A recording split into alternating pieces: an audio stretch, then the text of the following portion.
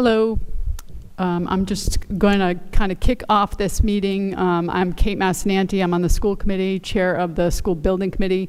This is not my meeting, but I am just wanted to do a quick introduction with the project team. They're going to run the meeting, the forum, and anybody who has any questions, answers, they'll kind of make space for that along the way. So we have Phil Conti with Studio Jade. We have Mark Moore with Gilbane. We have the other Mark, I lost your last name, Rhodes with Slam. And then we have various members of town council, school committee, and our school building committee, and we have Chris Spiegel with Left Field. So I'm going to pass off to the project team. They're going to kind of do a presentation, open up for questions, and hopefully be able to give answers. And if they need my assistance, they can wave at me and I'll pop up. So you starting off?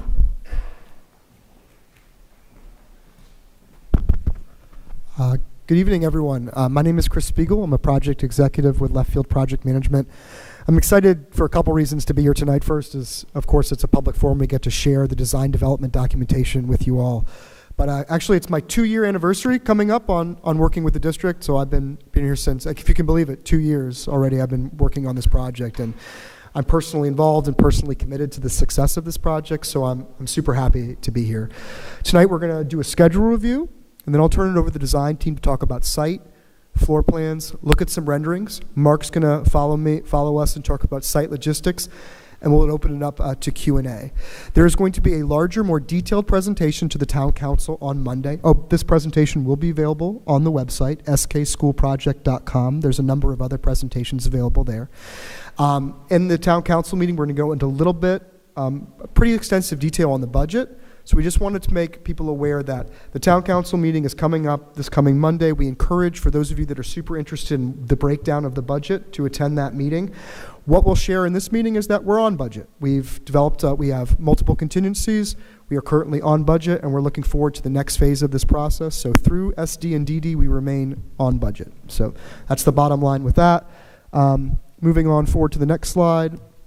Excuse me. We'll talk about where we currently are in schedule. So if you've been attending town council meetings or school building committees, you'll know that we are currently operating under a very aggressive schedule, and I'll share that in a second with some of our design milestones. If we continue to hit these milestones, we are looking at an on-time opening, not this coming, but for the 26-27 school year. That opening, 27, 28. I'm sorry, I'm a little nervous for some reason tonight. 2027, 2028 school year. In August of that year, we'll be substantially complete and we'll be able to move all of the new students in. And then once we move all of the new students in, we will then take over the demolition of the existing school. Once the existing school is demolished, then we will build new athletic fields. So for those of you that might be new, we're building on the Hazard Field. Once we build the new school, we transfer the students in for the start of the 27-28 school year. Then we take over the existing building, we make it safe, we demolish it, and then we build a field complex on that area. So that's the macro schedule of where we currently are. You can see that we're currently in the design development phase right here at the end of May, beginning of June. We're looking for an approval by the town council on Monday night, and with that approval, we will submit our design development documentation to the Rhode Island Department of Education for their approval. Once we receive it, while that project is being reviewed by the Rhode Island Department of Education, we'll continue to work on our construction documentation. For those of you that want to know the difference between what schematic design is and construction documentation, schematic design is largely a programming exercise. At design development, you start to nail down a lot of the details. And by the end of construction documentation, we will know where every single tree is going to be planted on this site. So as we move forward through the design process, we get to a more granular level to, again, we know what every single paint color is inside the building, where every single faucet is, where every single light switch is. So as we're continuing to move further and further in that direction, we have also received, We also have received approval from the planning board just recently. That's a huge milestone for this project and is incredibly important for us to keep on track. We want to take this opportunity to thank the planning board for their support, moving this project forward. They had a lot of great input on the project, and again, we just want to thank them for their support moving this project forward and allowing us to keep this very aggressive timeline. With that being said, I'd like to bring it over to Phil Conti and Mark Rhodes from the design team to walk us through the existing conditions and the new project plans.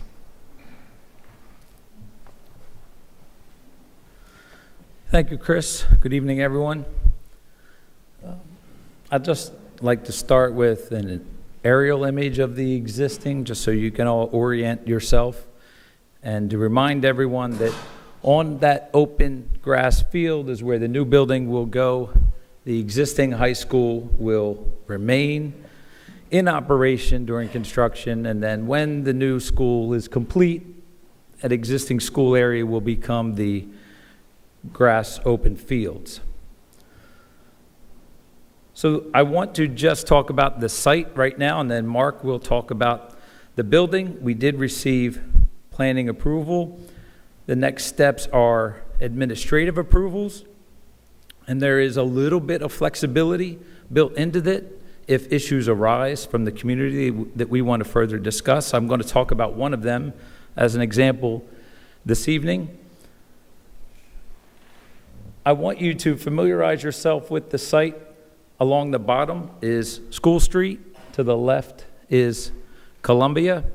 This is the finished rendition where you see the new school building that faces School Street and the open fields where the existing school is now. Let me see if I can do something here. Yes, okay. So I do want you to understand how the pedestrian and vehicular circulation will work on this site. Along School Street, along that lane will be the bus drop-off. The parking to the right is staff parking, and the block of parking behind the building is student parking, and that lane behind the building is the parent drop-off and pickup. So we wanted to make sure that that was separate from bus pickup and drop-off. Additionally, we have another entrance to the student parking lot along Columbia where there is an existing entrance to the high school. That is what we call the north entrance.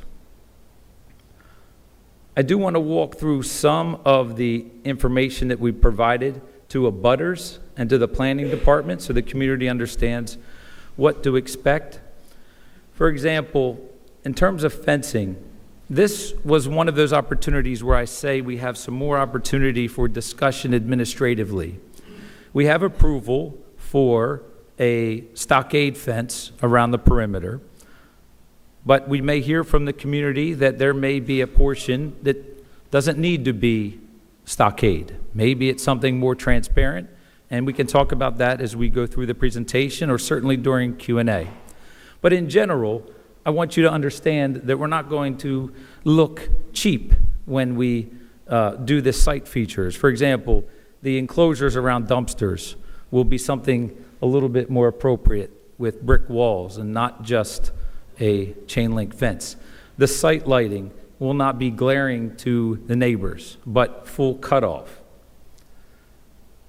We're making sure that we are mindful of headlights and that not shining in the residents across the street of Columbia or School Street, and that we are appropriately lighting the parking lot, as well as some strategies for maintaining dust during demolition, for example, that if you have a question, Mark can speak more to that.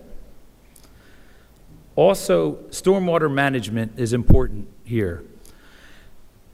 We want to remind you that there are going to be some stormwater management practices on site, and they are depressions like this that are vegetated. It will be incumbent upon the school to make sure it is maintained and free from trash, a relatively low bar that should be achievable, and to remind the public that after a major rain event, they will fill with water and within 24 to 48 hours evaporate or penetrate through the ground. These are pictures from a project with these same practices in Portsmouth that were done about a year ago. Mark? We'll come back to the site.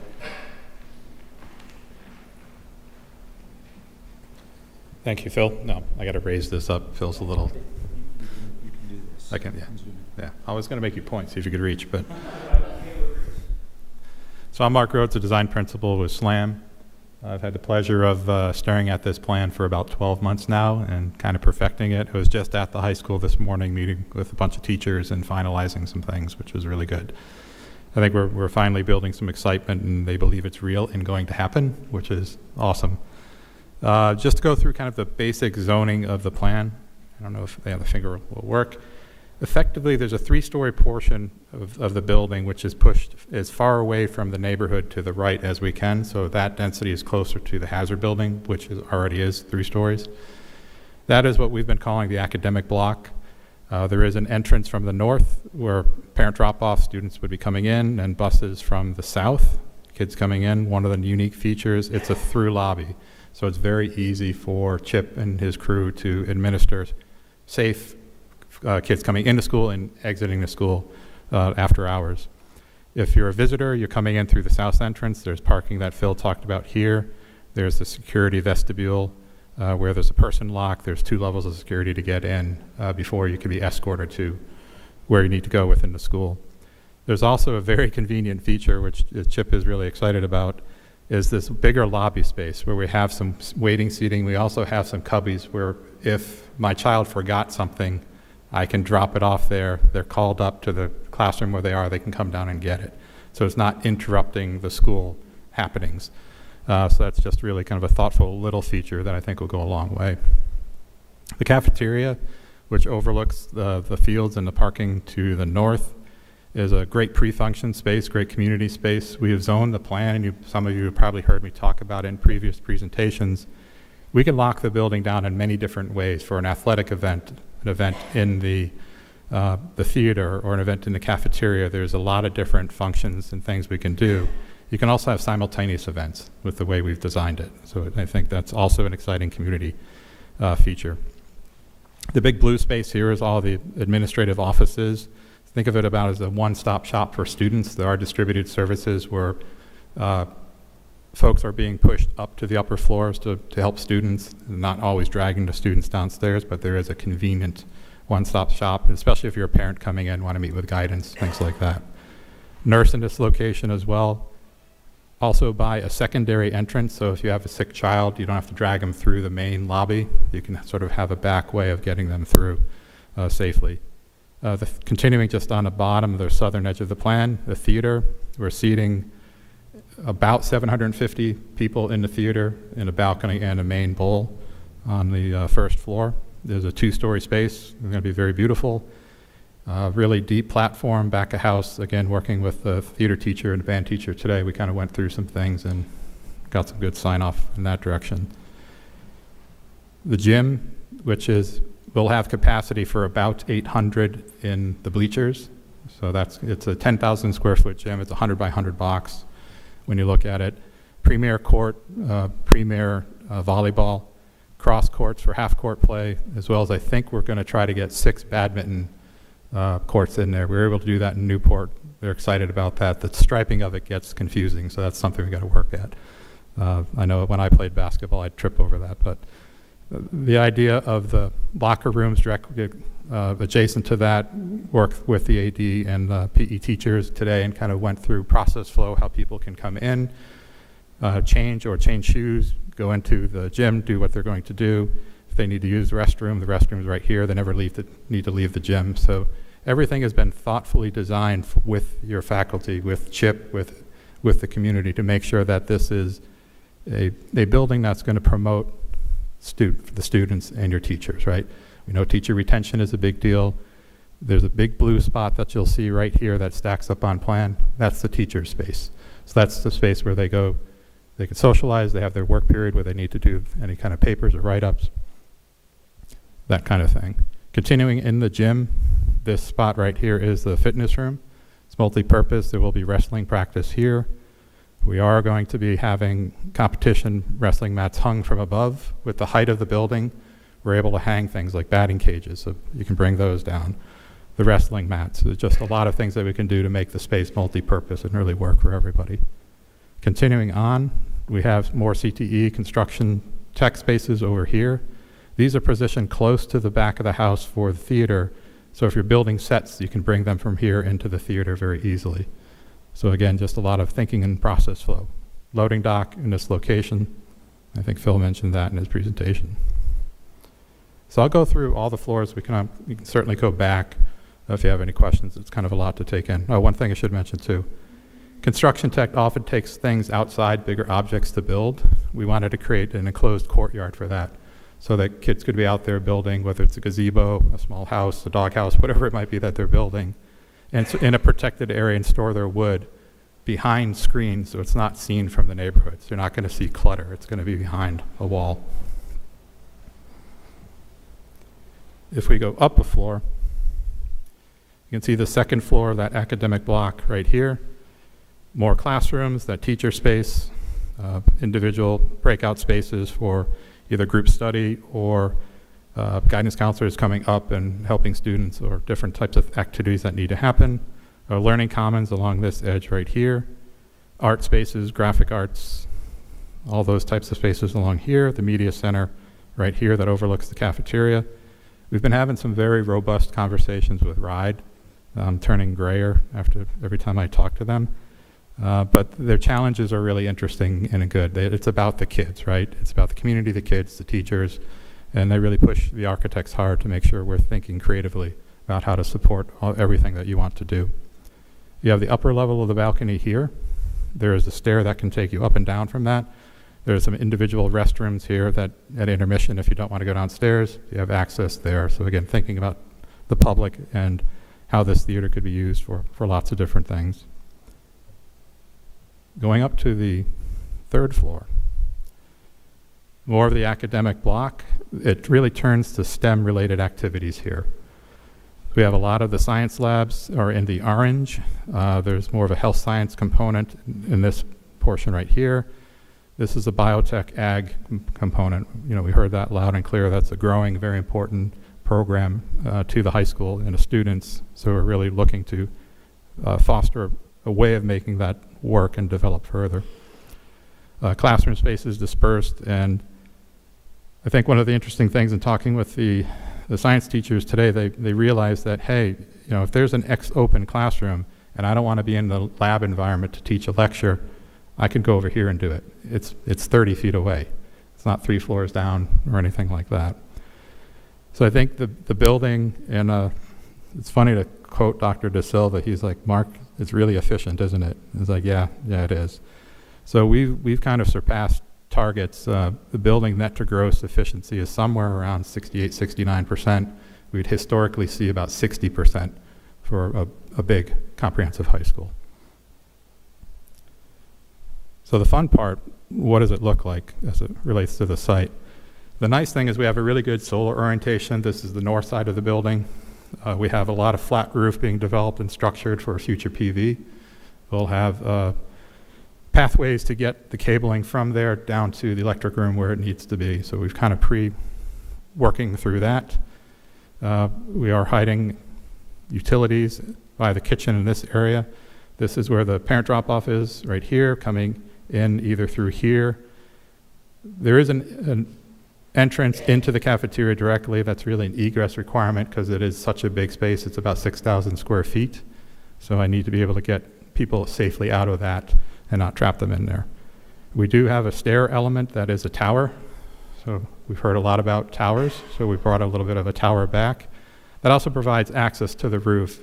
When you get to that last level, there's a locked door you have to go through. But for ease of maintenance, or the machines are on a roof, filter changes, those types of things, you're not going to make somebody climb a ladder with a toolbox. So once you get access to that roof, the machines that run the building from an air point of view are here and over here. The gymnasium over here with clear story glazing to get sort of a filtered light. North facing is fantastic. So I don't know if you've ever been in a gym without daylight. It's not so fun. We can figure out how the sun can track and distract Anybody shooting a free throw from a visiting team, we'll work on that. When we look at the bus drop off on the south, there is a prominent theater entrance for after hours. Depending on how you want to use it, every entrance is accessible. So theater entrance, bus drop off, you can see one of the buses here. Entrance from the south here, a little bit more downplayed, given that this faces the community a little closer to the road. I wanted to downplay that a little bit. Learning commons right here, one of the other stairs, the classroom block as it kind of wraps around. Science labs, sort of that STEM zone up here. More of the arts and other creative spaces here, and the administrative spaces down here, with the nurse being in that corner right there. One of the things we're trying to do as we address how the building meets grade is come up with some little pocket parks. So if you're coming out of the theater at an intermission and it's nice out, unlike every weekend this spring, you can hang out here, sit on the bench for the 10-15 minutes till the lights flicker, then you got to go back in for the performance.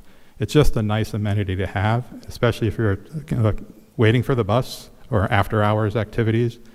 With a little bit of a seat wall or the seating in here, you have the ability to sit within a natural environment. And if we can get native planting material back, or maybe we get some, the bees back and sort of treat the birds better and create a nice environment around the school, I think that'd be very interesting. You also start to see some of the transparency that we're developing between the two masonry blocks, where there are classrooms and seminar rooms and lobby space that connects the two halves of the academic tower. Now, Phil, you want to?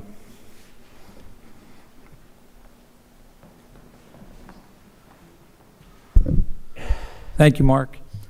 I just want to share some of the slides that we used during our public hearing for the planning department, because they address a number of questions that we've heard over the last year or so on how these buildings will fit on the site and how the circulation will be. One of the concerns was when we replace the fields where the building is, how will that slope be managed between Columbia all the way up to the back property line?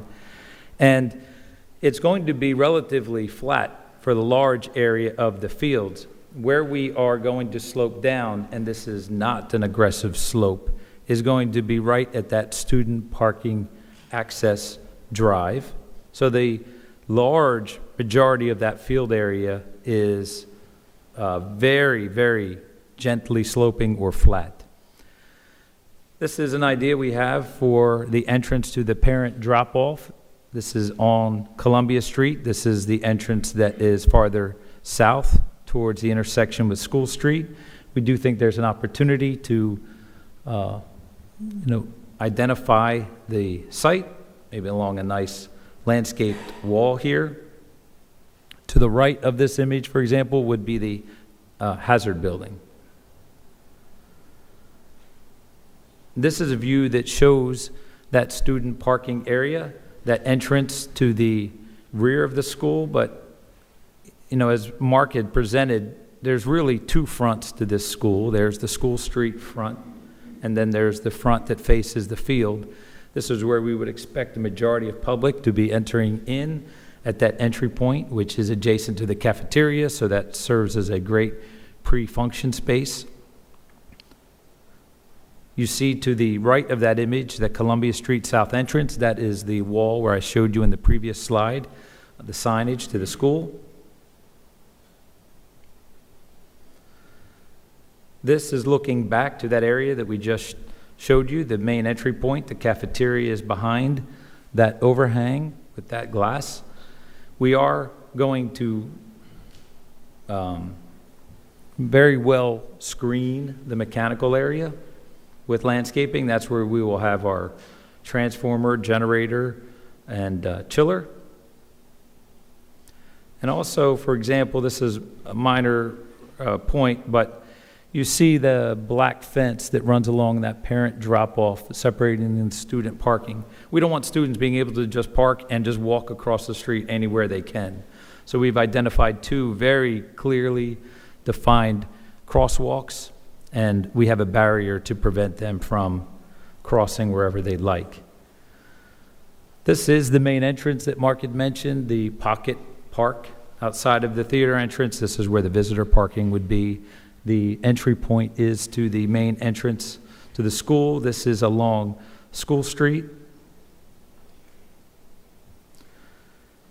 And lastly, making sure that everyone understands that we understand how important it is to screen around the staff parking where we are immediately abutting the neighbors who have asked for some dense screening, either stockade fence here, a lot of plantings, making sure that we treat the loading area and the dumpster enclosure appropriately.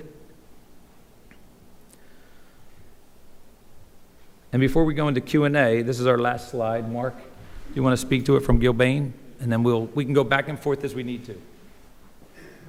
Sure. Good evening, everyone. My name is Mark Moore. I am going to be the project manager for this very important project. And this is a slide I think that a lot of you probably have already seen, but I do want to go through it one more time because it kind of outlines what you're going to see when we are under construction and just before we start.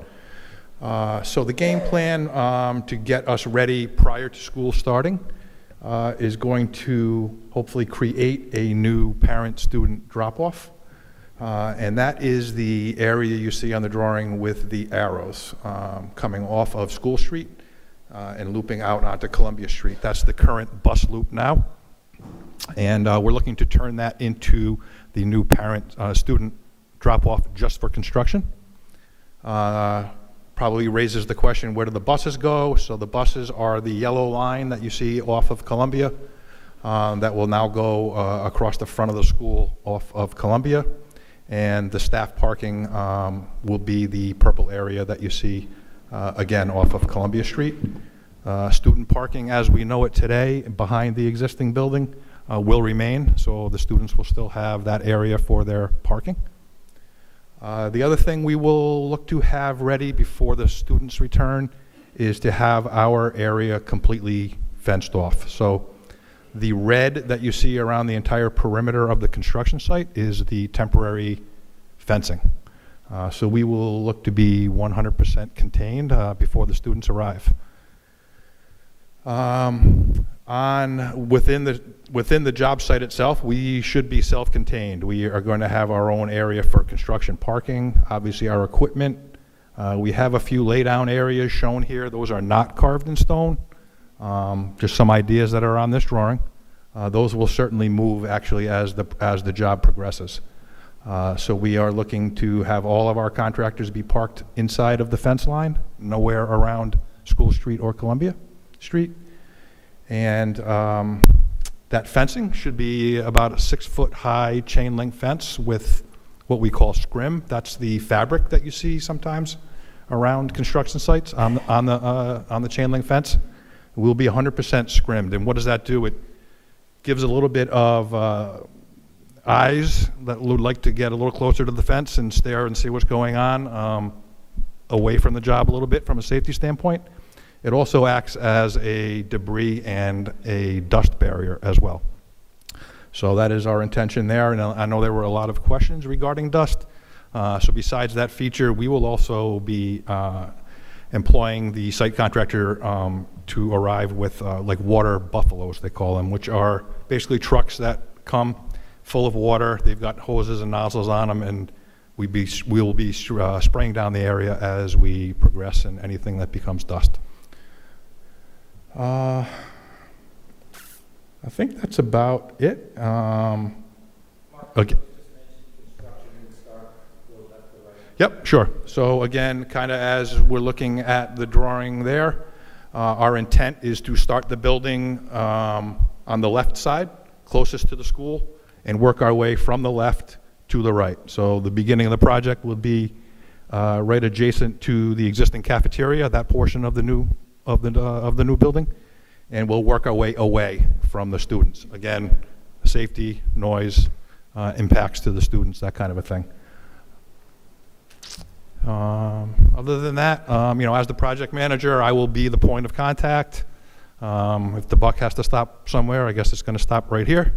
I am a resident of Matunic, so I definitely have an interest as a taxpayer in making sure that this project gets done both on time and on budget. The couple other staff members are also residents of either South Kingstown and or Narragansett. So we have a real local team put together whose main focus will be to make sure this project gets done right and it gets done well.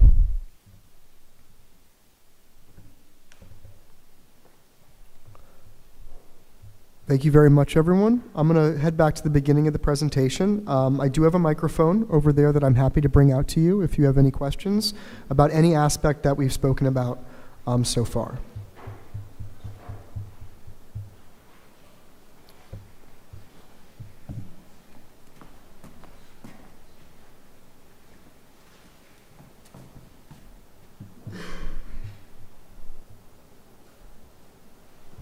So I made the joke with the theater teacher that these are the portable mics he's getting in the theater. He didn't like that one this morning.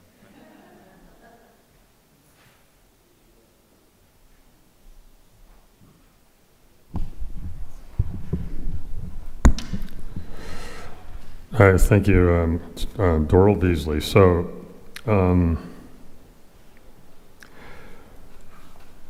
after I watched the video the other night, one thing came into my mind is with artificial intelligence coming full steam into our schools, middle, high school, colleges, it's coming. So when I looked at the media center, the size of the media center, I was wondering whether I can envision like an artificial intelligence lab. It might be connected to the media center. It would have maybe, this is just throwing things out into the space here, would have maybe half a dozen fully maxed out computers with storage and video cards. It's hardly a day goes by where I don't read somewhere on the internet that that now artificial intelligence is creating music. It's writing poems. It's now way better at doing math. So I can see a center. I can see a space like that where students, from the art students to the math students to STEM students, using this space to really dig down into seeing what this technology can do, with maybe 3D printers. So that's one question. So when I looked at the space, when I looked at actual space, you show on the second floor for the media center, I know you want to have this thing where you can look down into the lower section there, but if you would think this would be an idea that might be worth looking at, maybe you could increase that area so that you would end up with a lab, an artificial intelligence lab. Okay, that's one thing. I know at an earlier meeting I'd asked a question about for the auditorium, for the seating, seating in some place, this is the type of seating you have there now. When you go into a lot of auditoriums, the seating is kind of curved, kind of arced a little bit. I wasn't sure how many seats you would lose. I'm sure you looked at how many seats you would lose if you did it the other way. So maybe you could talk about that. Another thing that I thought about was, okay, in 4 years we're going to have a new administration, and we're going to get back to, I hope, to believe that science matters and global warming is real and everything, all the rest of it. But in 20 years from now, if we're not all driving electric cars, we're in trouble in this world. So, having said that, I'm hoping that you'll when you do the parking areas, that you'll do the cabling, even without the charging points, at least you'll put the cabling out there now at this part of the project to certain areas, for people to be able to charge cars and charge school buses if necessary, so that you don't have to dig it all up 10 or 15 years from now and to put that in there. And I think one more thing.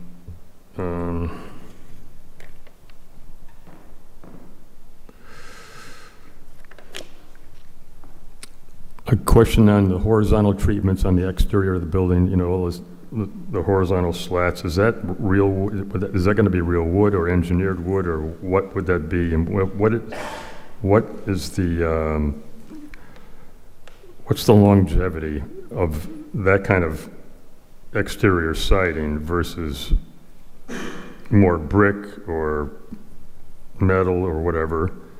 And the only thing I don't like, I don't like the signage. I don't like the SKHS auditorium signage above the entrances. To me, it looks a little chintzy, and if it's lit, it would be even worse, I believe. So, Doral, I'll just reframe some of the questions. The first one is, have we thought about AI and an expansion of technological capabilities in the media center? The second question regarded how we thoughtfully planned out auditorium seating. The third question was, have we thought about the need to have additional electrical charging spaces in the parking lot? And then the fourth question was about on the longevity of certain building materials on the exterior of the building. So I'll deal with three of them. I'll let Phil deal with the site one. So I'll go in reverse order. The horizontal material C is called a high-performance concrete. Tactile is the basis of design. It's made in Georgia. It's a cement-based product, so it's like masonry. It's the full bed depth of a brick. It has basically a 50 or 100-year lifespan, like a brick would.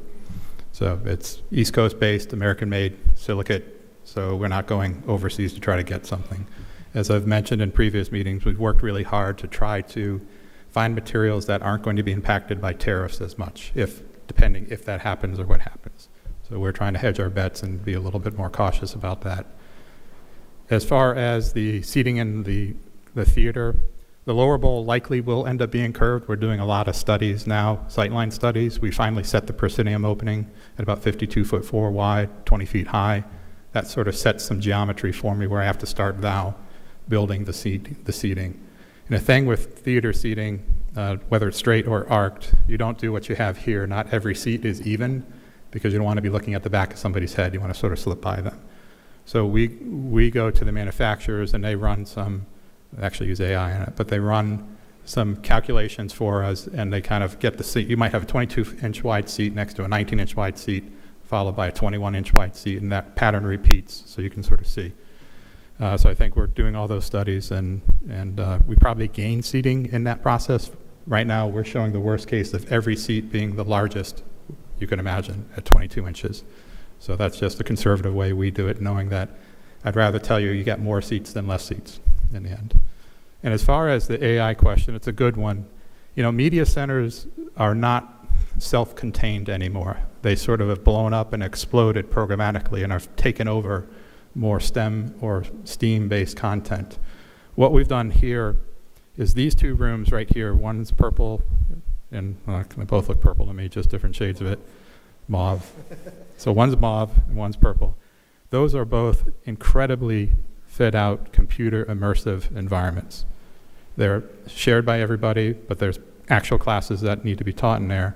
But they're flexible furniture arrangements, they're immersive environments, there's team-based sections in there. So if I'm working a problem within AI or using AI within anything, maybe robotics or design or something, there's what we call D-shaped tables where two groups of three can work together, get the monitor on a monitor, and that can be beamed around the room. So there's a lot of thought into having these spaces really in support of this. And I think we used to have the media center on an upper level. I thought it was a brilliant move coming from the community, push it down a floor. So now it's part of this arts and creative environment, really design thinking, the way I think about it. So.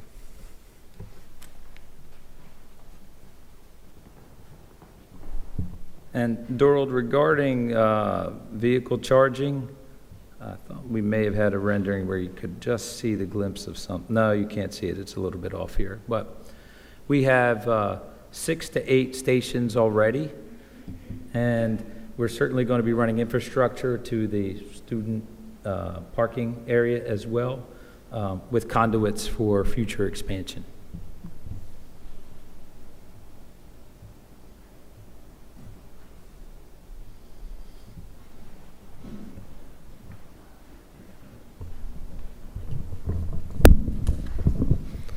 Brian Klezak. I've got some questions regarding the athletic fields. Are those just soccer? Because I don't see a track over there.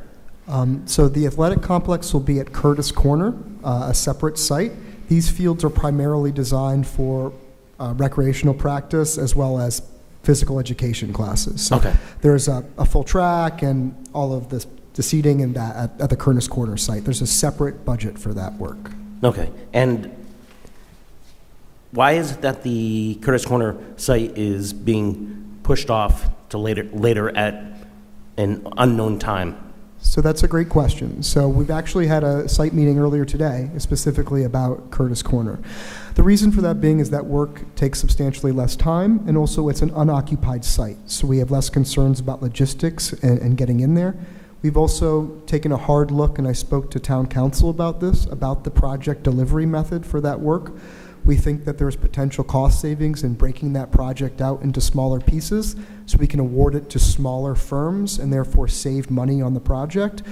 All that being said, it has been our primary focus to get this work, which takes a full 2 years to build, underway first. Once we sign our GMPs and we get Mark out there building the project, then we will immediately pivot to Curtis Corner. So those discussions have not been pushed off. We've just been hyper-focused on getting the high school ready for construction. Okay.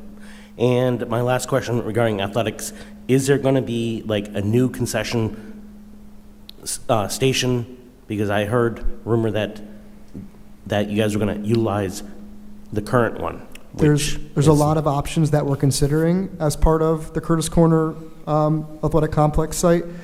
I don't want to get into any too specific details because none of them have been vetted with the school building committee to date, but everything, including the project delivery method, how we built it, is on the table to make sure we're delivering and providing the most value. Okay, thank you.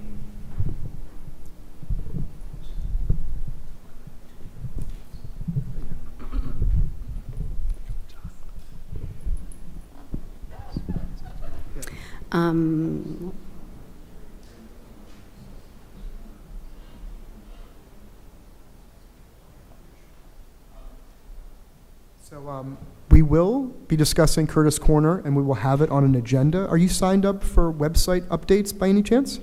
Great. So you probably receive an email from me just about every 2 weeks. I will make sure that when the athletic complex at Curtis Corner is coming up on an agenda for discussion, that it's very prominent and it says Curtis Corner in the subject line so that you can do your best to attend. Hi, my name is Kateri Collins. I just have a couple random questions.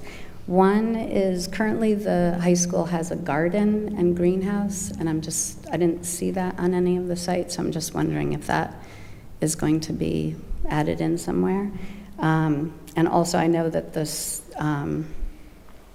the teacher who does most of the environmental science classes utilizes the kitchens to, make stuff that they've grown in that they can utilize what they've grown in the gardens. So I just didn't know if there were any kitchen spaces available. And then most important to me is I just see this as a great opportunity to connect some of our bike paths. We have the bike path that crosses on Church Street, just a little around the corner. And then we have a bike path behind Old Mountain Field that connects eventually to Broad Rock Middle School. So I'm just wondering if it's possible, I'm dreaming, that there would be a bike path, walking path around the perimeter, Columbia, School Street, and then at the end of School Street, there's Old Mountain Field that is being worked on, and if we continued around Old Mountain Field, it would connect up to the other bike path. So all that is not in your purview, but I'm just wondering if we can kind of start piecemealing and connecting more of the town via bike path, walking path, and it would just be a great gift to the community to have that added in. So just to reframe the questions, the first was, where's the garden space? The second was probably more of an operational question. The superintendent, Michael Pedraza, is here as well, but could the kitchen space be used by teachers to cook some of the food? Great. Mark's going to talk about this too. And the third is regarding bike path connectivity to other municipal properties and outside of the town. I will say that we are only in control of our limit of disturbance, which is everything that's on our site. With that being said, there have been some discussions on a walking path around the building, and I'd like to invite Luke Murray up really quickly to discuss those. Luke? And I also just want to say that the project looks amazing, so very excited. Get the site plan? Yeah, there you go. So, Caterer, you're right. It is a great opportunity, and Chris is also right. It's a little bit outside the purview of the project, outside of the borders, right? But we're not tone deaf. We already have funds in the capital plan for the reconstruction of Columbia Street, so there's one aspect of the project. But we'll be leading an internal team. I've already brought together the players to look at the area with regards to bike pedestrian safety and other improvements. Like one particular intersection that's been brought up is School Street in Columbia, right? We know it's an issue. We're not tone deaf to that. Whether or not this project really impacts that, it doesn't, according to our traffic engineer, but that doesn't mean it's not an issue and it's not a good opportunity to address it. So we're looking at everything from the bike path over to Old Mountain and that whole area to see how we improve connectivity, and then identify potential capital projects that we can bring to council to then say, okay, it may make sense to advance these projects now so we have a complete total project. Because I can assure you that after a couple of years of construction, nobody's going to want to see another street constructed or anything, the next year after. So it's a good opportunity to kind of tag team and get all it done at once. Okay? Before I turn it over to Mark, I just want to say you're looking at a site plan that is much different than the current site plan you have, where all of the cars, for the most part, enter on Columbia Street. They all have to filter through each other. They're all fighting for time and space. With this revised plan, you'll see how much space we have on site for cars to queue and load on site as opposed to queuing and loading on Columbia Street. We hope that getting a lot of this traffic off the street improves a lot of the conditions so that people that are working, that live across the street, can get to work without having to fight through school construction or school traffic. Mark. So a very well-timed question, because we talked about that this morning. So if I go to the plan, other way, there we go, X's and O's. So within the building, there are a couple of different areas. One is on the first floor that is this space that's right here as part of life skills. There's a full kitchen as part of that. That's likely not the best space for what she wants to do. And talking about process flow of how the food comes from wherever it's grown to be prepped and then to be cooked, we don't have natural gas in the building as part of our carbon reduction strategy. What we have decided to do is, if you look at this space in orange right here and this space right here, this is what we're going to call the dirty lab. So if I'm processing soil and processing plant material, that happens with other like-minded sciences. So we don't want to do sort of dissections or clean science in that space or deal with pathogens there that could impact your food, right? That happens enough in the real world. What we have here, this space right here, we've been able to harvest as kind of a catch-all to support those kinds of other activities that happen a couple times a year or maybe a few times in more intense periods. As far as the cooking, what was really important in the end were access to sinks. So we need a hand wash sink, right? So as you come in, you're going to prepare food. I need a hand wash sink. Then there'll be deep basins, 4 or 5 of them, because she breaks up into teams of 5, and then induction hot plates. Again, in the spirit of doing things environmentally friendly, rather than having a big range or a cooktop where I have to have a capture hood, we just have an induction surface that's portable, that's stored away when it doesn't need to be, so others could use that space if they have a more clean function. So I think there was a lot of discussion about how all of these spaces work together as a system of spaces for the sciences as they continue to evolve, and the curriculum will evolve over time. As far as the greenhouse go, we don't have that in our funding. We have a location for it. So we've done the solar studies. We know where it should go, so it's not being blocked by the shadow of the hazard building, all of those types of things. And a garden space would be likely just around that. So.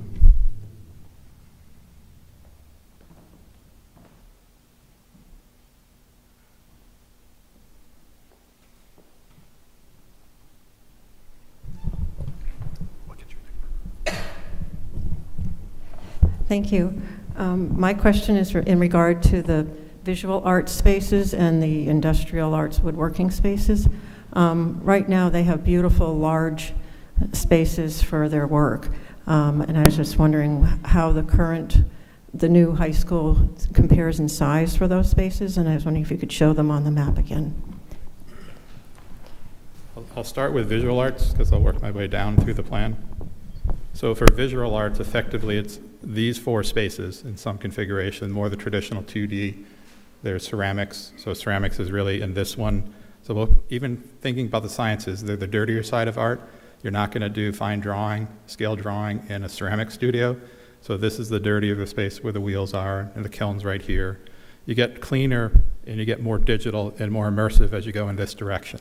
So these computer labs are also very creative spaces for visualization, AI interpretations, anything that you could think of. As we get to the industrial arts, these boxes right here with this all kind of work together with the outside construction tech courtyard. I believe they're bigger. I don't have an exact percentage of how much they're bigger, but they're also laid out with the proper support space so you're not storing material in the room. There's, like the teaching labs or the art spaces, they're ancillary rooms that make the bigger rooms more efficient. Bigger. Everything's bigger. Everything's a little tight in that building.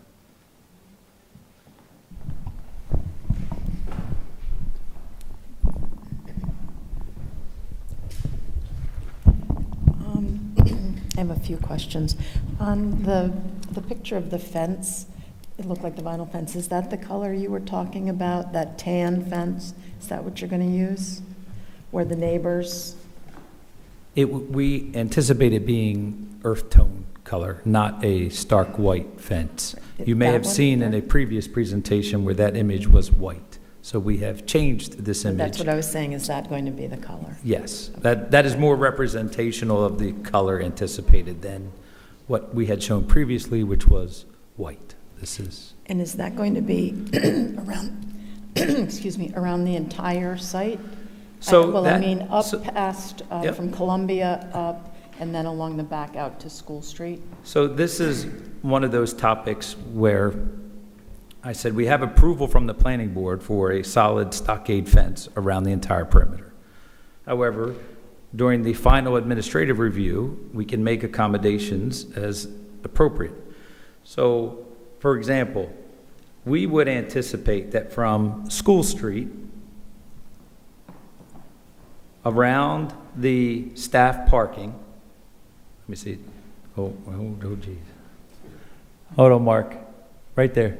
So start at School Street there, going up and around the staff parking, going over, and to cover the end of the student lot. We would anticipate all of that to be solid stockade fence because there needs to be a lot of screening there. The remaining part of the fence that goes along the future sidewalk, the field, and then back down to Columbia. Right now, I said we have approval for stockade. We may hear that there's a preference for something more transparent because you're not going to be looking at cars, you're not going to be looking at building, you're going to be looking at landscape and an open field. So maybe those two sections of fence are something different. And we can have that discussion with the community. It will not be wood. right? It would likely be some type of vinyl-coated chain-link fence. And then, does that fence have slats? Or is it just a black chain-link fence that you can see through? That eventually, vegetation will be growing, etc. So, I just want to be clear. Our recommendation, solid stockade fence around the areas that we talked about. And then along the field, the vertical and horizontal could be something more transparent. Okay. And I hope that you bring in the abutters, because it's a very specific group of people who own property there that are, the rest of us aren't going to see it. Yes, absolutely. hope that And would we have had abutters meetings, and a lot of the abutters are engaged. So we will be hearing from them. Have you had more than one abutters meeting? We've had one abutters meeting specific to this site.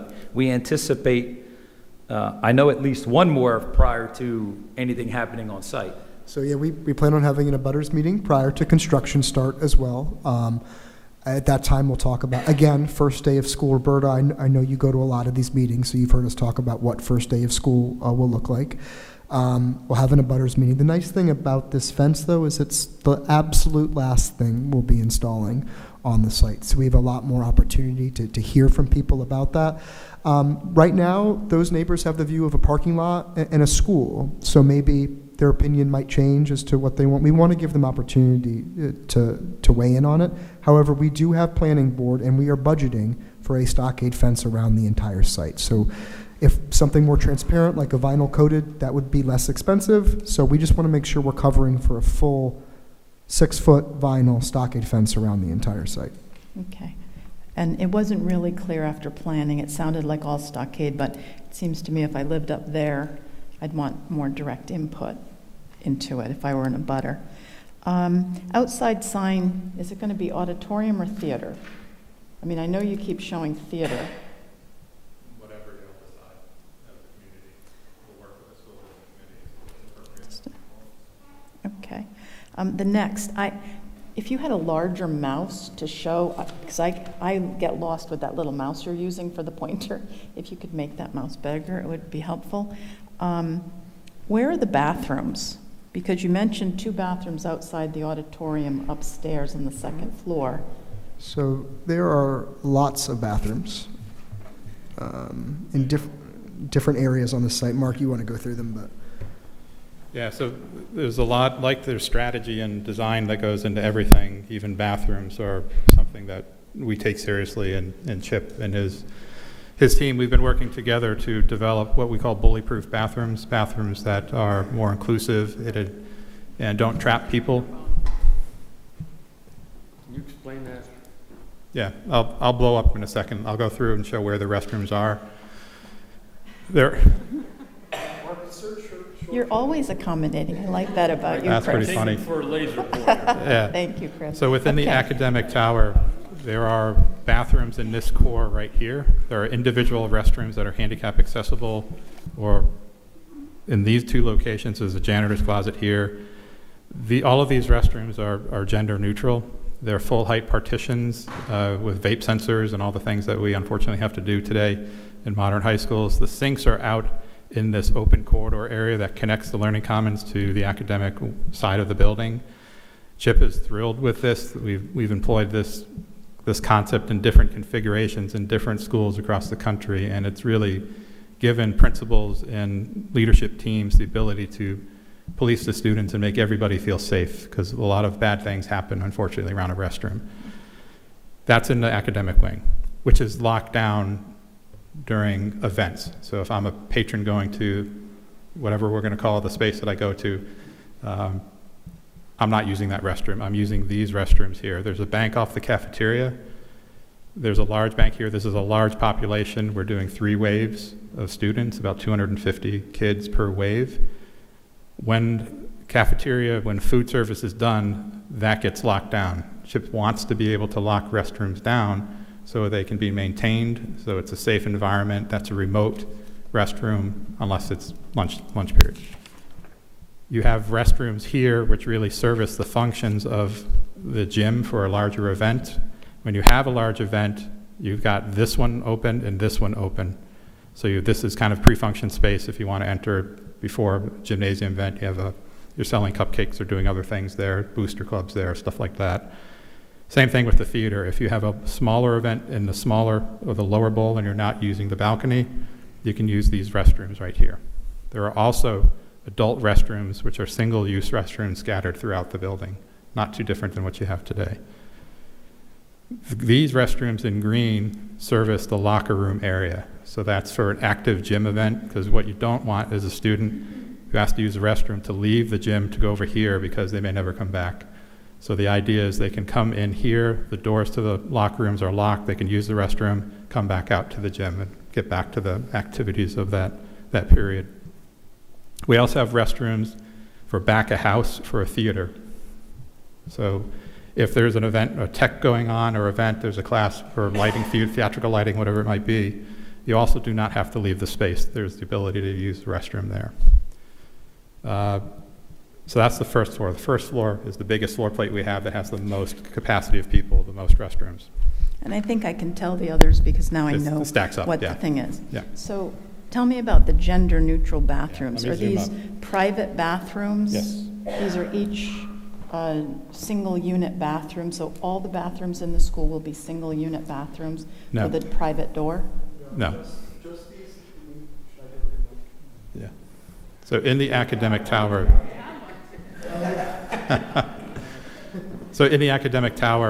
these restrooms that are used during the school hours of the day, like I'm in active taking math or science or whatever, this is through, there are no doors here. There's a change in floor material, so it's easy to maintain. The sinks are out in the open here, so this is a full height door with a light on it with a vape sensor, as I mentioned. All of these are identical. One is, there's a different kind of ADA accessibility we need to have. We have one that does that. 2 accessible toilets here as well, so it's all part of that same core block. And Chip's excited about this because it gives them visual acuity appropriately to watch what's going on, so that nothing nefarious happens in there. So these are actually, they have full walls, floor to ceiling, locks on the doors. So boys and girls using those, and then what about the sinks? That's all open? Open. Where are the feminine products? In the stalls. Everyone will have that? Mhm. Are kids happy with that? Yeah, honestly, we did this in Newport, and during the pandemic, we were designing that building, and we had focus group sessions with them virtually, with the principal sort of being a secret person on the line. It was kind of interesting. But we went through and talked to a lot of the different diversity groups and how they would feel, and they felt like somebody was listening to them and trying to solve the problem that exists, not just for them, but for a freshman who's intimidated by going to a bathroom that's occupied by seniors. This just creates an equality and an even playing field, so all folks can sort of use that with dignity and then get back to class. Most importantly, get back to class. It's not a place to hang out. So Chip is thinking that at all times there will be people watching inside there, that there will be adults who are watching. The nature It's of the the plan. bathroom area that The they'll be nature of the watching plan that? has adult supervision because we have the teacher workroom and this big blue blob right here, this guy. So that abuts that. You have the learning commons. One thing that's interesting about when you think about high school is the sociology of students and student engagement. They will self-police if it feels like a safe environment. It's kind of an interesting, there are a lot of studies that look at that. This, again, I would love for you to engage with Chip because he is a real strong proponent of this. And he has seen this in the places that he goes for his continuing education, and it's become more the norm.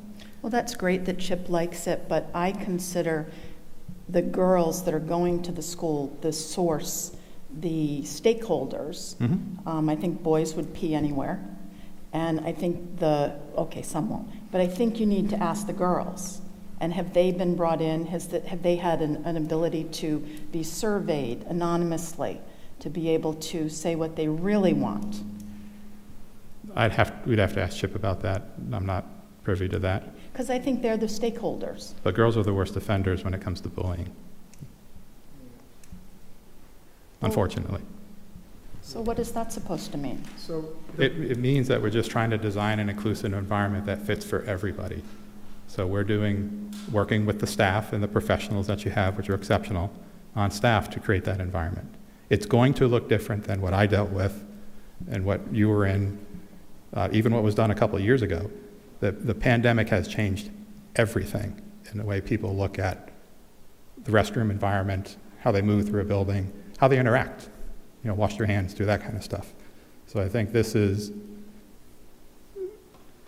it's an interesting model, and it has proven to be very successful in some very conservative places. Thank you. I have not heard the bathrooms talked about, so I appreciate that very much. The field that's now flat, that used to be like stepped, is the open field that's flat, what's the area of that compared to what we have now? I'd say it's about the same in terms of the fields that are going to be able to fit on there. I mean, square footage wise, what is the proposed field? The proposed is before you equal have to your 5 what to we 1 have now. hill? It is, 5 acres, and that's the sort of flat part, yes. not including there's going to be a Well, a hill. I would probably say not all 5 acres are flat. Part of that includes the access way to get to those fields. But the flat area that we have is equal to the flat area that we're able to put fields on now. Okay, that's good. And what is the hard surface coverage of this versus what we have now? It seems like we would have more now because the high school is quite a bit bigger. Correct. Your impervious coverage is less than what you have now. Okay, good. And public access to the field, because that needs to be a public space as well, correct? The trees that are those trees going to block out the view of the field from Columbia? No, not particularly, no. The fields sit up a little bit higher from Columbia, so you'll be able to see underneath of the canopies that there is a large field there.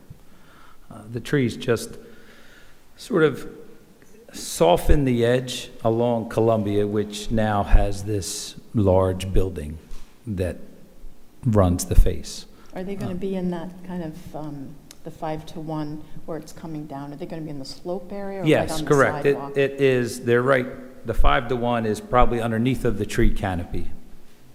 Okay, good. And what's the height of Hazard School? The other night at planning, at first they said the existing high school is 80 feet, which of course was wrong. But what's the height of Hazard compared to the 3-story classroom area? So I don't know the height of Hazard exactly. I do know the height of the high school is around 40-some feet. It was elevation 80, not 80 feet, is the height of the school, and it starts at about 40. So the existing school is about over 40, 41, 42 feet tall. Mark, the new school, 48 feet, with the exception of the tower, which allows the roof access, which we were given a variance for. Hazard, we'd have to get back to you and check. I'd probably say it's more than 30, less than 45. So Okay. I mean, it looks like what's the tower going to be? Like 48?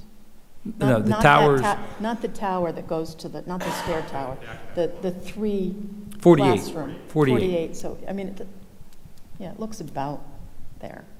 Okay. And where's the garden space that's set aside for the greenhouse or whatever we can put in afterwards? It's written in here slightly. If you see, it says future greenhouse. So it's going to be this area.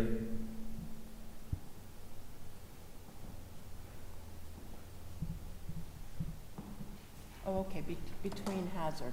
Yes. Okay, good. Thank you. Thanks so much.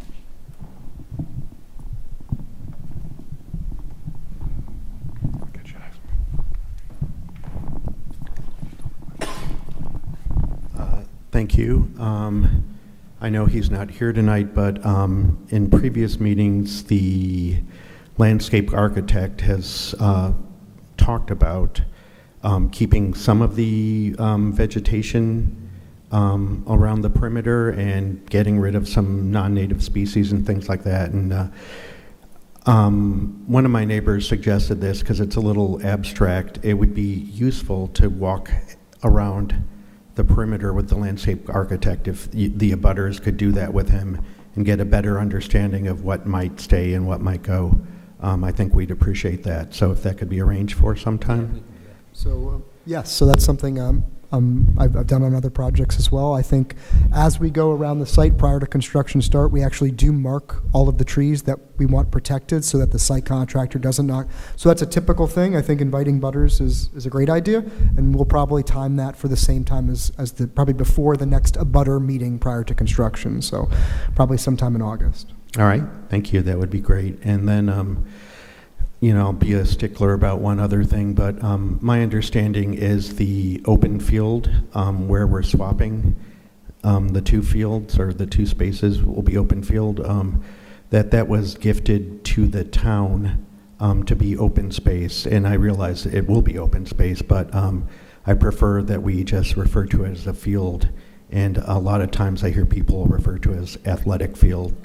I know it's been common practice that it's used for sports, and it can still be used for sports, but, I don't want to lose the sense that this is an open space for the town and not a particular high school space. So, thank you.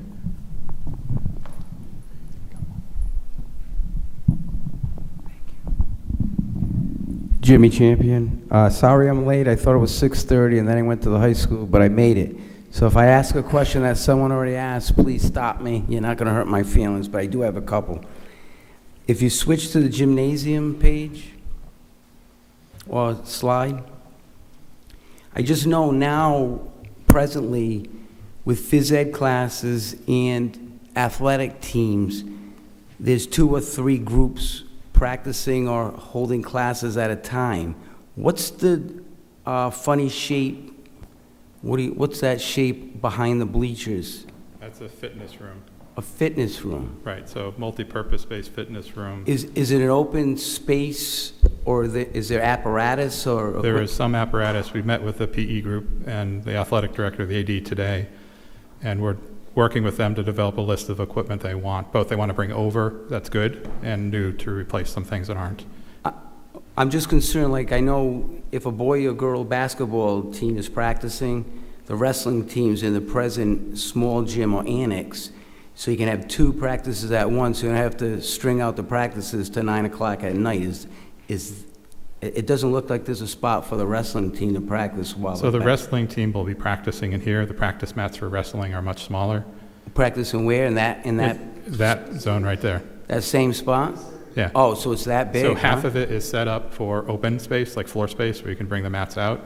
Oh, And the other half is apparatus where it might be weight gear or like a treadmill or a bike. It might help for reference that this is a full-size basketball court. yeah, It's close to the size of okay.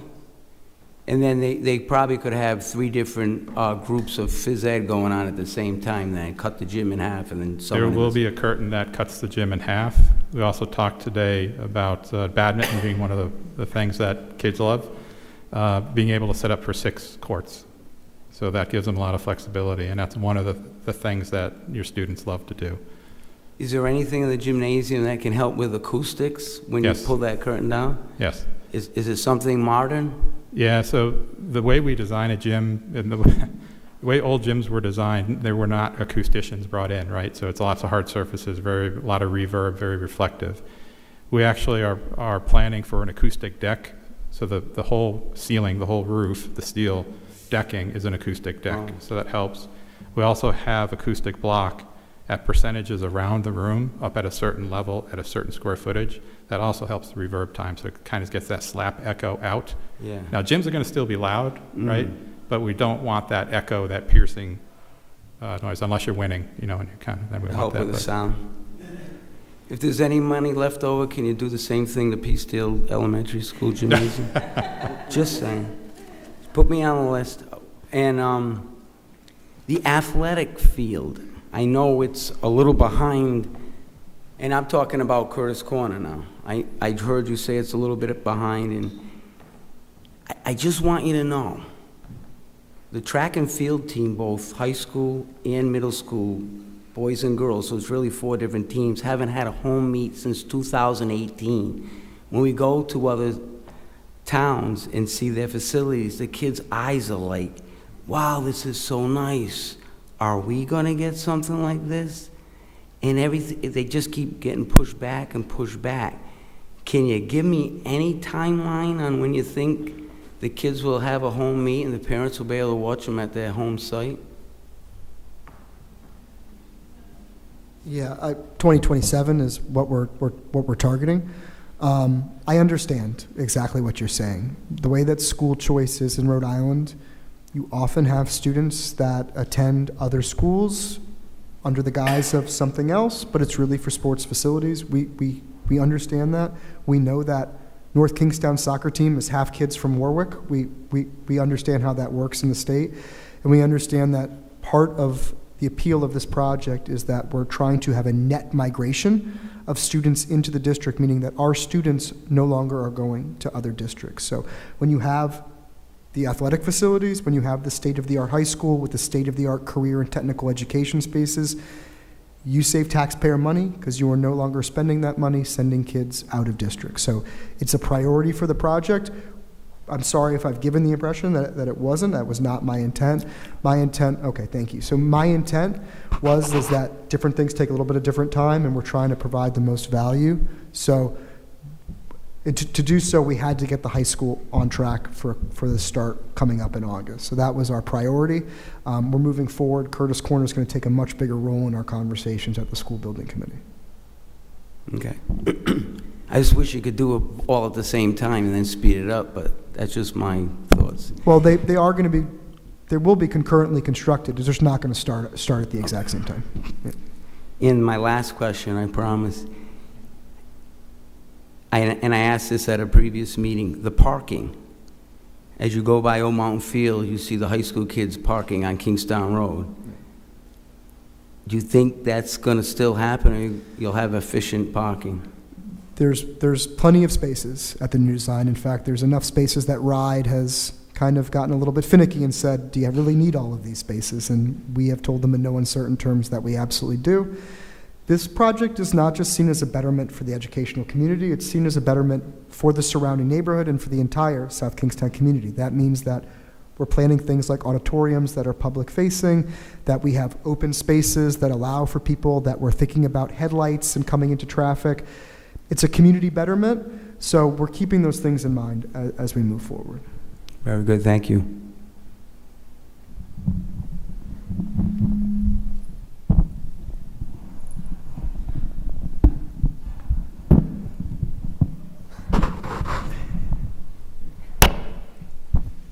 Part 2.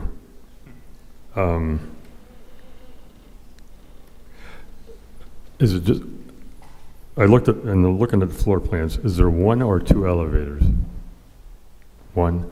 That's sufficient for this size building? Okay.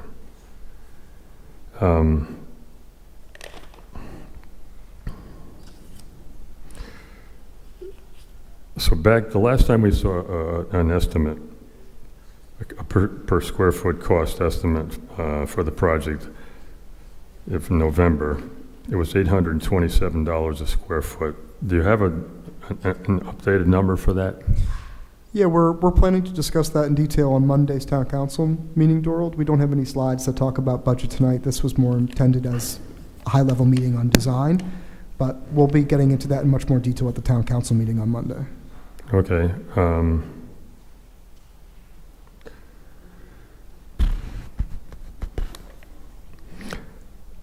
So,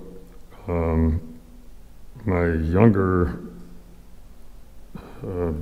grandson is a sophomore at Hendricken. So this past winter and spring, I've been following him all around southern New England, because he plays basketball and volleyball. And so one of the matches was at Durfee High School, and I know that I'm pretty sure that members of the high school administration went and visited that school as part of the project, right? They did. Left Field built that school, actually. Okay, so here's my question. Well, here's my statement. So when we were in that gymnasium, and the announcer was when every time he spoke, I could not believe the clarity. Whatever speakers they have in that, if you could find out what they are, you would not be heard in this project. I could not believe how it was way better than the Ryan Center or the Providence Civic Center. It was just incredible. I think a lot of that has to do with what Mark was talking about having professional acoustics people come in and take a look at spaces and providing acoustical decks and things like that. Just a couple things I want to clarify, and one is that this building has to be built to the Northeast Collaborative for High-Performing Schools. So what that means is that we have certain metrics that we need to hit in order for us to receive our reimbursement from RIDE. Some of those are sustainability focused, others are educational focused, and one of those is acoustics. We have to provide acoustical sealants in the proper places, all of those sorts of things. And I also wanted to just maybe assuage some concerns that you didn't voice but you might have, which Dave Palzetti, member of our school building committee, reminded me of. We have a separate budget for Curtis Corner. We are not stealing from Curtis Corner to fund this project. The budget for Curtis Corner remains at the same price it was at the bond issue. So we have set that money aside. We are not taking from that budget to fund the high school. So back in the day, we used to have water fountains. What do you have in today's high schools? So code still requires us to have a water fountains and lots of water fountains, but we tend to do bottom fillers, you see the two heights typically, because kids like the bottom fillers, it's more hygienic. Okay.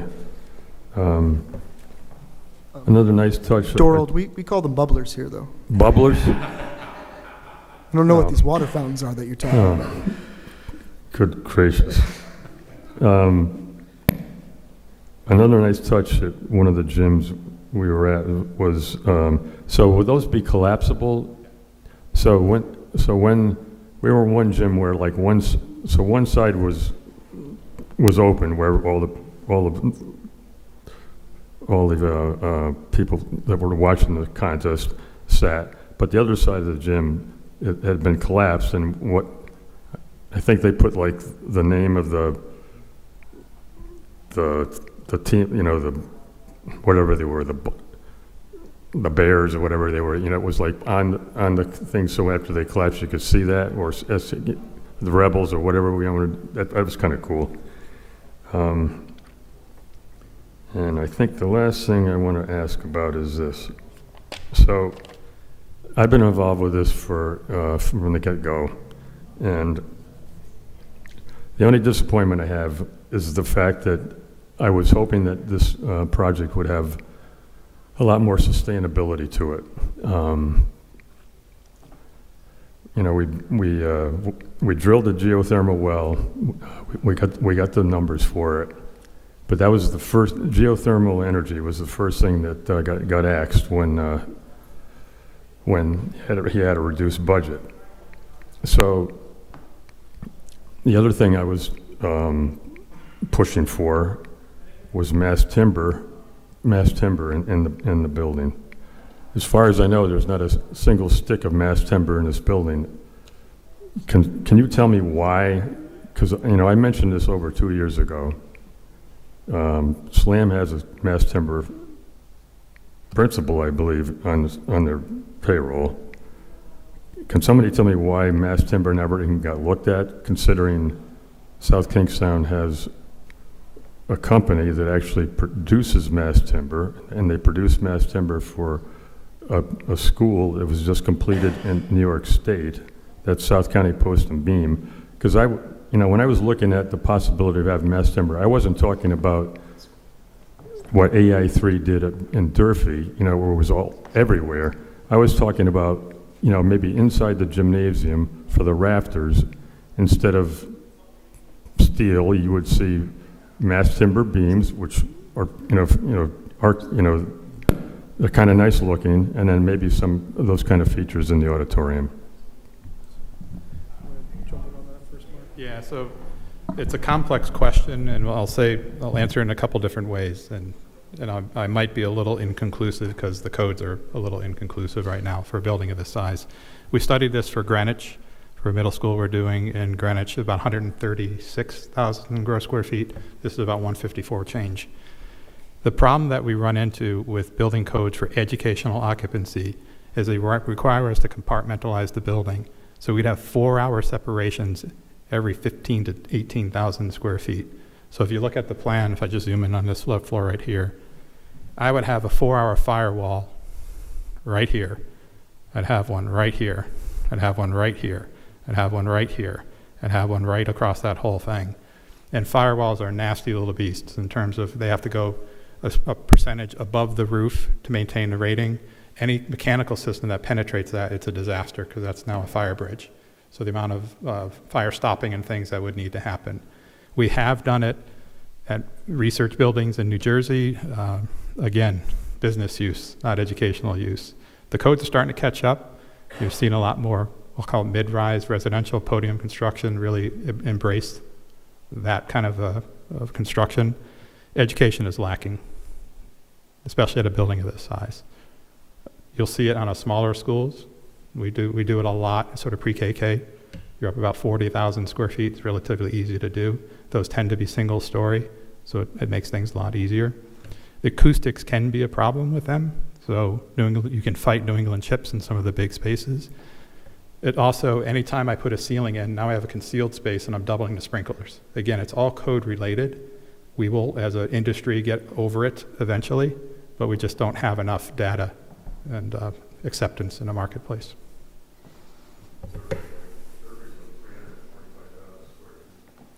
$1,200 a square foot. Yeah.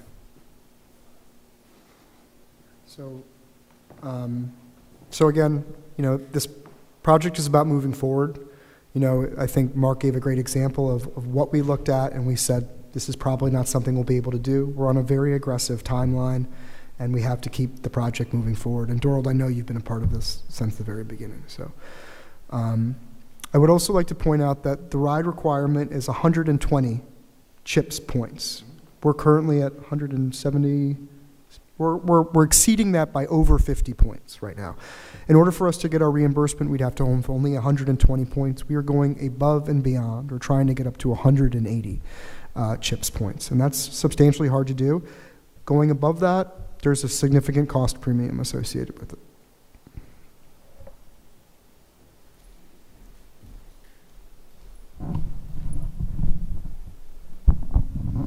Thank you, everybody, for your presentation tonight. Stuart Lander. I was just wondering two things. One is nighttime safety during building. Could you speak to that? So we don't get into security measures in public meetings.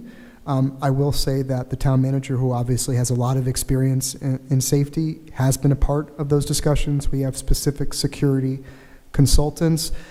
There is supervision, there is cameras, there are lighting fixtures, there are bulletproof glass. All of that sorts of things are incorporated into the building. I just don't want to get into any specifics about where they are and how they work. That's fine. I just want to know that you guys have it on the page. Yeah. And I wouldn't think that it wouldn't be, given our town manager's history. Second is, a constituent a community member came to me and asked about, there's a veterans memorial wall in the cafeteria. And has that been designated in the cafeteria or someplace else where that's being moved? That's a great question. Is it on the page? Is it in the cafeteria? Auditorium. Yeah, so that's the type of detail that gets fully realized in the construction documentation phase of the project, where we start to talk about, where we have exhibits in the building and what our wall coverings are and blinds and things like that. That's the type of, but it has been brought up. We just haven't finalized its location or how it's going to look or anything like that. Thank you.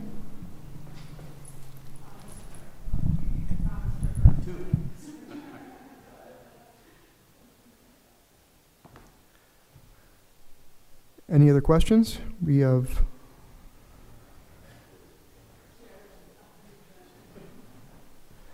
Okay, well, I'm going to hang around. Oh, sorry. Oh, hey, Roberta. Quick one. Are the budget type documents that you're going to present on Monday, are they going to be available before the presentation?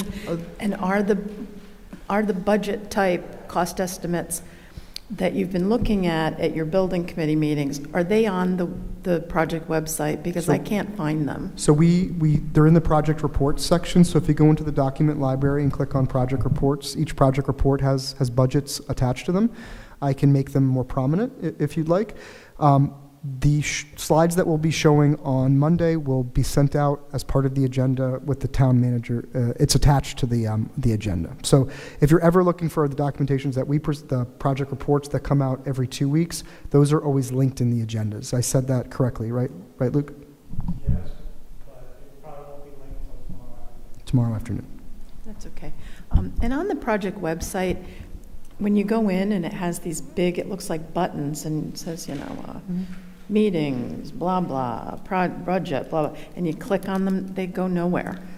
Yeah, they're not intended to. So those are just for people that are new to the project. They were originally designed into the project prior to the bond referendum for people that wanted to know the very basics about the project. How big is it? What's our budget? Where is it located? So when you hover over them, they pop up a little text. Those are still on the website because we still get people that sign up. Actually, this is almost every week I have someone new sign up, but they're not intended to be long sort of things like that. The school building committee is more than welcome to take that feedback and direct me to maybe bump those out a little bit, but I don't... Bigger, but it looks like you should click on it and it's going to take you to a section that's already there. Okay. Thank you for that feedback. Yeah.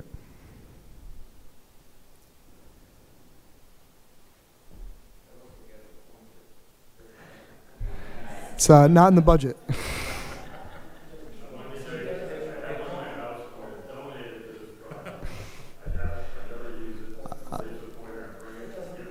This is...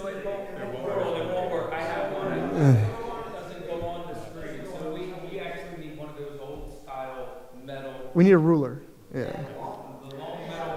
Listen, there are taller members of the left field team. I can get one down here. I think you guys just happen to luck out with the shortest member of the team.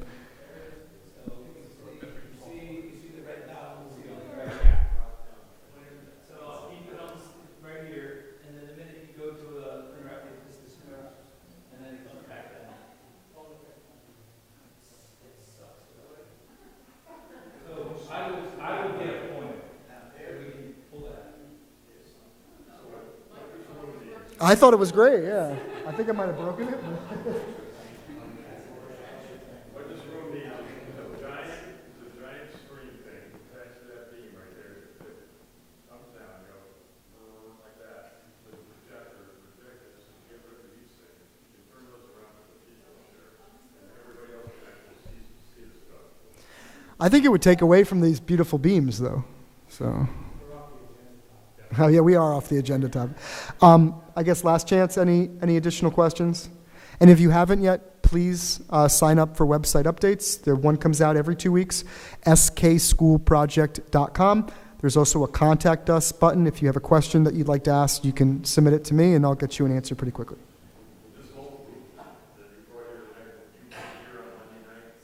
I will be here Monday night. Kate Turner, my colleague will be here as well. Yeah.